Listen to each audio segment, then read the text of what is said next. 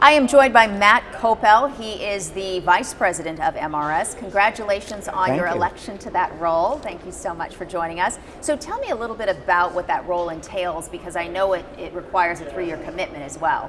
Yes. Okay. So it's structured over 3 years for a couple of reasons. One is we're all volunteers in the leadership, and it's too much work to do it all yourself. So we need a vice president, a president, and a former president to get all the work done. Mm-hmm. And it's also really good. It's staggered, so there's some continuity, so we all understand what we're trying to accomplish.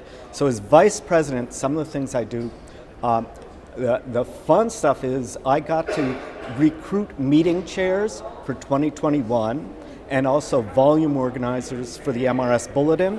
And this is great because it's good for people's careers to volunteer like that, and they enjoy being asked that. So it's a fun duty.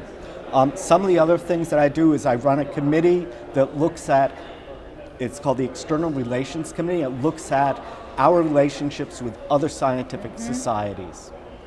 And then the third thing is really important, and it's coming up, which is defining what committees, what they are expected to accomplish next year. We call those the committee charges, and that's a really important piece of work to guide the organization. So you have a lot to accomplish in 3 years. In looking at recent MRS... That's year one. Yes, that's year one. Yeah. So you have a lot on your plate. So in looking at recent MRS presidents, the majority have come from academia or government labs. Yeah. A few, like yourself, have actually come from the industry, in your case, IBM.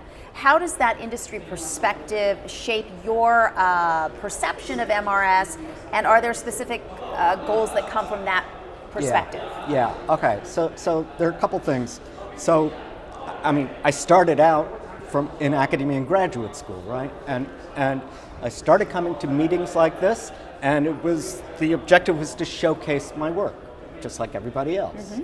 And after I was in industry for a few years, I was coming to the meetings, and I had this realization that maybe instead of showcasing my work, maybe I should think about what problems we have in industry and showcase that, so we can recruit people, so we can get people in academia on our side and help us solve some of these problems. Makes so that's a much sense. different perspective. Yes. And then the other thing is, sometimes in industry, what we work on is not appropriate to be shared in a scientific conference, right? Maybe competitive reasons, whatever. So that's motivated me to come here as a volunteer and still be involved with the scientific exchange of ideas, but in a different capacity. And so what are some of the challenges facing the concept of societies like MRS? What do you see as challenges? Okay, so there's some problems that are in common with many professional societies, and then there's some problems that are peculiar to MRS, all right? So the sort of general problem that many societies have right now is that the publishing industry is going through a revolution, all right? We're no longer in a position where people are just going to the library and reading journals that their institution is subscribed to or that they have personally subscribed to, okay? There's information coming in all sorts of different fashions, preprint archives, people sharing preprints, things like that, and that's changed the publishing industry. I've talked to people at other societies, and they are also concerned with this. And where it has an effect on us is we get revenue from publishing, and if that changes too much and we don't have those revenues, we may not be able to support all the programs we would like to support. Okay? So that's a deep challenge for many professional societies. Now, MRS is unusual because it's multidisciplinary to a huge extent, all right? So it's a home society for people in material science, but a lot of people who come here, their background is in physics and chemistry, all these different fields. Right? It's a very diverse group. Right.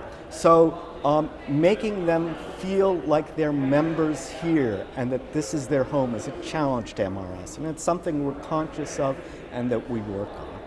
Well, we look forward to seeing you addressing some of these challenges during your term. Matt Copel, thank you so much We appreciate you talking with us. Thanks. Okay.